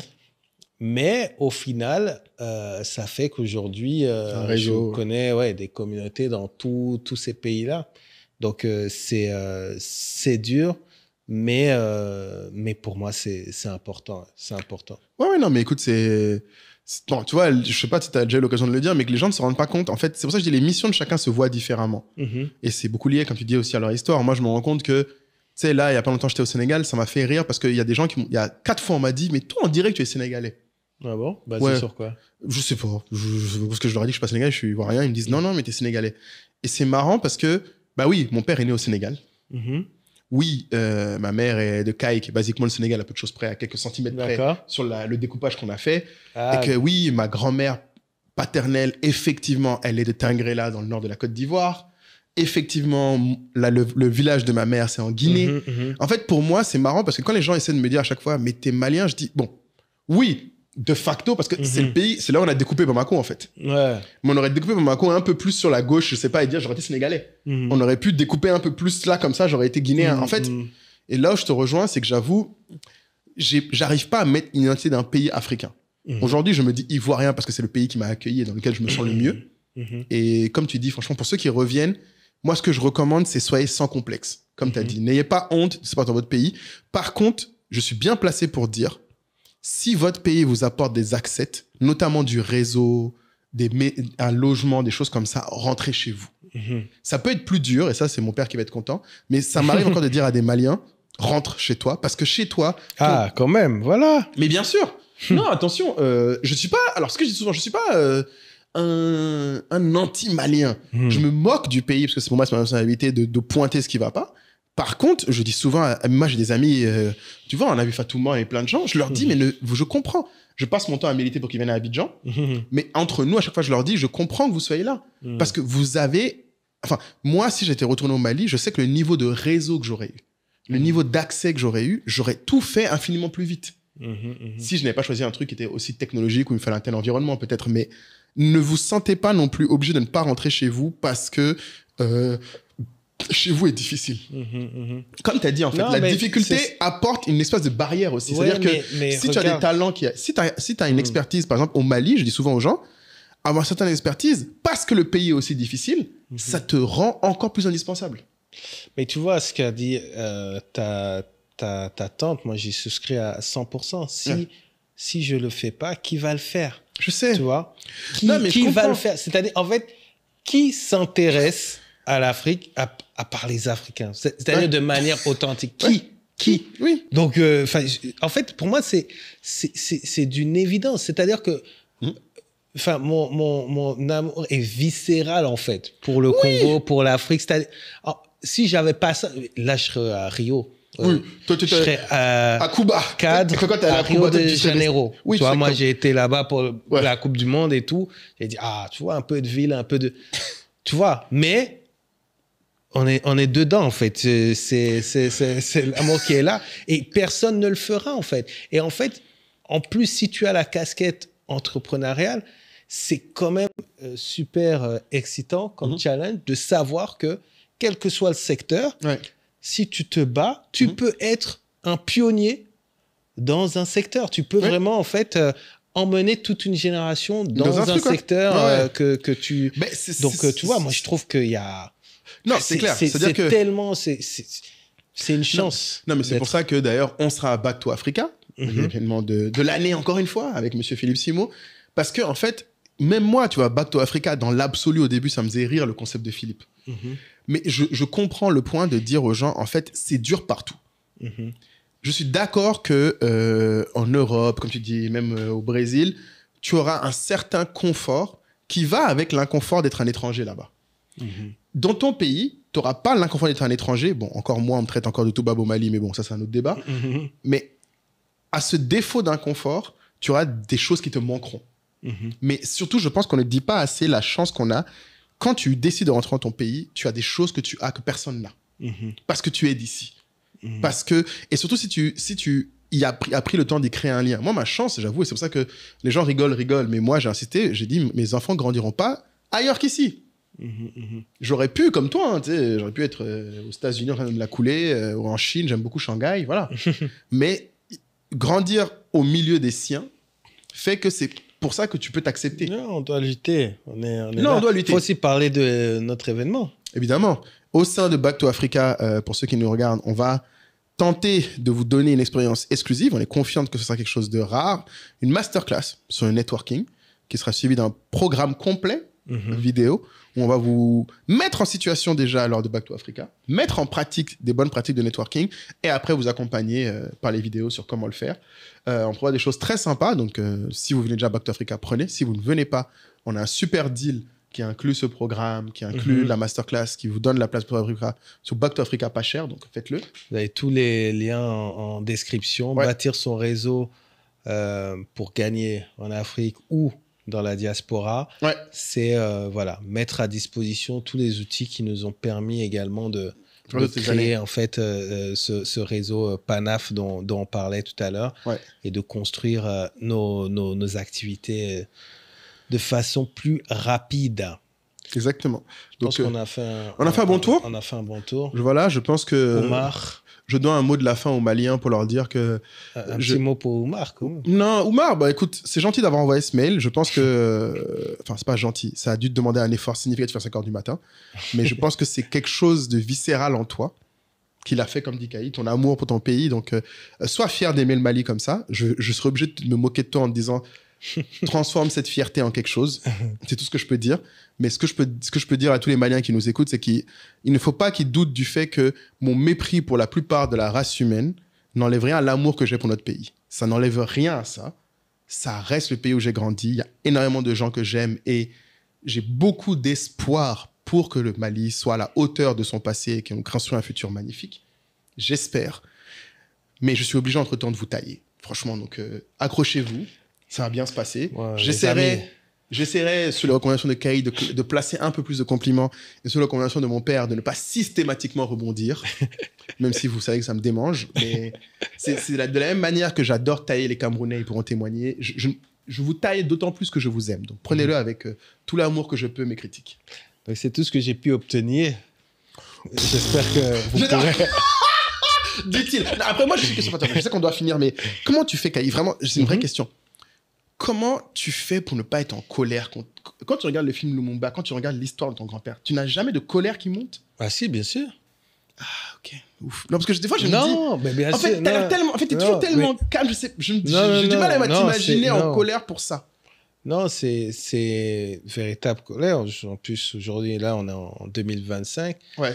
Le 2 juillet 2025 dernier, il aurait eu 100 ans, puisqu'il est né le 2 juillet 1925. Ok, je savais pas. C'est pour ça que j'avais fait un événement d'ailleurs en ligne. Enfin, j'avais placé un de nos événements à cette date-là. Donc, oui, c'est une colère, mais qui a été transformée vraiment en une ambition, en fait, en une force, si tu veux, parce que ce qui nous a légué, en fait, est beaucoup plus fort que cette colère. Ok. Maintenant, je te cache pas que au-delà de ça, c'est ce qui me touche, c'est ce qui est mon moteur au quotidien. Mais au-delà de ça, effectivement, il y a quand même un niveau de colère qui est qui reste, que celui que je n'arrive pas à enlever, c'est par rapport à notre système de justice. Parce qu'en fait, j'ai comme une certitude que le fait que cet assassinat, ce drame, n'ait pas été résolu d'un point de vue juridique, légal, qu'il n'y ait pas eu de conséquences. Légal, voilà. Je suis persuadé que c'est un péché originel pour le Congo qui fait que la grande majorité des citoyens sont persuadés qu'il y a la possibilité d'être au-dessus des lois, que ça existe. Donc, je pense que ça influe beaucoup sur notre mentalité. C'est ce qui fait que si tu as un cousin qui vient d'être nommé député, tu fais une fête. Si tu viens, tu vois, toutes ces choses-là, en fait, je suis persuadé que ça vient de là et j'en profite pour faire un coucou à mon père, ses frères et sœurs qui sont justement toujours dans un combat juridique qui lâche pas et qui continue d'avancer sur différents temps parce que c'est des temps longs. Mais je suis très fier d'eux parce qu'ils ne lâchent pas et je suis persuadé. Enfin, ça, c'est un truc. Qui reste encore là quand même. Ouais, c'est un truc qui reste comme ça. Bah, c'est bien, non, ça me rassure parce que je me disais, je sais pas comment vous faites pour être des Bouddhas à ce niveau. Je me demandais si c'était l'éducation qui vous a rendu des Bouddhas comme ça. Mais je sais qu'il y a un sujet un peu plus léger sur lequel on peut conclure après. C'est moins important sur les Lumumba.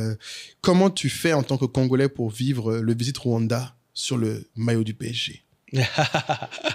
On est obligé de faire ça. J'aurais dû commencer par ça, je sais, je suis désolé, mais on m'a balancé une grosse lettre de Omar, donc j'étais un peu déconcentré. Là, je reviens sur Caï. Comment vous faites pour le vivre? Parce que tu dis que c'est un sujet compliqué quand même pour vous. Il y a beaucoup de Congolais fans du PSG. Comment vous faites? Je me souviens, en plus, j'ai participé à un live sur ce sujet avec Baseli, que je salue, qui, n'étant pas fan de foot, ne comprenait pas tous ses frères congolais sautaient de joie à la victoire du PSG en finale la Ligue des Champions. Et en fait, j'ai déjà un peu répondu, tu vois, c'est que ça soit, bon, on va pas tout mettre sur le même pied d'égalité, mais PSG, Congo, etc. Ce sont des institutions, en fait. Les institutions n'appartiennent pas à soit un sponsor, ou soit un président. Ça tient au public, en fait. Dans le cas d'un club de foot, le club, il est là, ses supporters étaient là, même quand il n'y avait pas d'argent, même quand c'était pourri. C'est-à-dire, ces gens-là sont des gens opportunistes qui profitent, en fait, d'une opportunité, puis après, ils s'en vont. Mais les gens, ils restent. C'est comme le pays. Tu peux avoir, tu parlais du dictateur malien, il y avait des Maliens dignes avant lui, pendant lui, après lui, tu vois. Donc, en gros, encore une fois, moi, je refuse de se laisser abattre ou alors de se mettre de côté à cause, tu vois, d'une association momentanée à une association. Voilà, d'un truc momentané.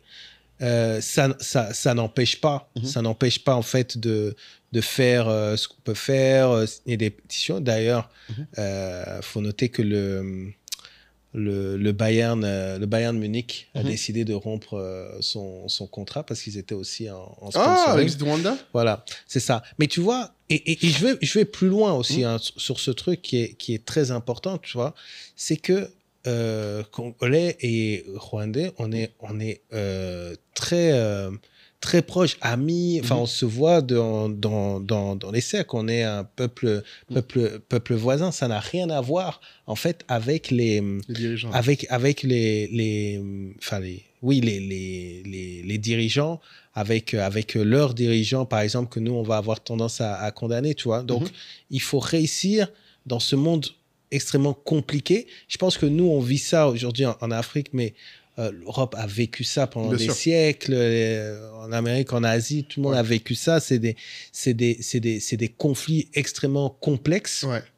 Et donc, tu dois réussir à naviguer par rapport à ça. Tu vois, par exemple, je suis arrivé à Paris récemment et j'ai un ami qui est fan du PSG, il m'a offert le maillot avec l'étoile de champion d'Europe. Mais mon premier réflexe, ça a été... Rwanda. Non, il n'y avait pas. C'est de vérifier s'il y avait, tu vois. Ah. Tu vois, voilà, parce qu'en fait, j'ai pas la promotion de ça. Donc, c'est ton premier réflexe, avant même de vérifier l'étoile. Tu as vérifié l'étoile quand même. Non, franchement, c'était le premier réflexe. Sérieux, tu as vérifié direct les Rwanda. Ça m'est venu comme ça. C'est naturel. Oui, ça m'est venu comme ça parce que voilà, il y a des soft power que voilà, t'es pas obligé de soutenir. Et ouais, c'est ça que je peux te non, dire. Écoute, c'est très clair. J'espère que les gens comprendront à quel point. Mais c'est très difficile. Tu vois, franchement, même tout ce que tu as expliqué, il y a des gens qui vont se dire, mais c'est pas cohérent. Tu vois, même dans ce que je viens d'expliquer, il y a des gens qui vont trouver des incohérences. Mais encore une fois, chacun avec son histoire, chacun avec sa personnalité. Exact. Voilà, ici on est en Côte d'Ivoire, un pays, un carrefour de toutes les nationalités, mais combien de fois les autorités ivoiriennes ont pu avoir des conflits avec des autorités voisines, et ça n'empêche pas que les gens s'apprécient. Donc il faut faire la part des choses et ne pas oublier que ça soit le pays ou le club ou peu importe, ça t'appartient. Tu as la possibilité de faire quelque chose. Tu vois. Ok, bah écoute, je pense que ça nous donne un beau mot de la fin. J'aime bien le mot institution que tu as donné. Institution pour finir cet épisode. Mais je sais pas, je me rends compte que j'ai jamais vu je sous-pars souvent le Mali des Maliens, mais j'avais jamais vu ça aussi, comme tu disais, comme étant ça t'appartient aussi. Ouais. Après, je sais pas comment le dire autrement, ça t'appartient aussi. Donc, institution, ouais. Je sais pas, je soumets à la cause du peuple, je sais pas si vous aurez pensé à un autre, je sais pas, on a identité aussi. Ouais, mais identité, c'est le titre du truc, tout le monde va trouver ça, il faut qu'on ait un nom, un truc un peu pour montrer qu'ils sont arrivés jusqu'à la fin, parce que là, on a été un peu long, faut être sûr que les gens sont allés jusqu'au bout. Ouais. Institution, allons-y, j'ai pas d'autre inspiration. Merci de nous avoir écoutés. Ouais, c'est ça. Mettez-nous en commentaire ce qu'il faut inviter Omar. Ouais, ou si vous pensez que cette discussion mérite d'être partagée à d'autres personnes avec qui vous avez des discussions. J'imagine qu'on est tous à avoir des discussions les dimanches, souvent, entre Africains sur nos pays respectifs. Des boutades à des discussions plus sérieuses. Moi, pour ma part, c'est des discussions sérieuses comme ça qui m'ont fait commencer Africa qui est devenu Anka. Je sais que toi, ça a sûrement façonné aussi. Aux quatre coins du monde, là. Vous êtes tous là, même les Camerounais. À débattre, là. Ouais, l'Afrique, c'est comment? Les trois Camerounais d'Allemagne dans une ville perdue qui se retrouvent autour d'une bière pour faire... si j'étais au pays, je ferais ci, je ferais ça. Donc, j'espère que cette discussion vous permettra au moins de parler tous d'identité. Est-ce que vous vous sentez de votre pays d'origine? Quelle nuance il y a dedans? Et surtout, quel engagement vous aurez pour votre pays? Voilà. À toutes.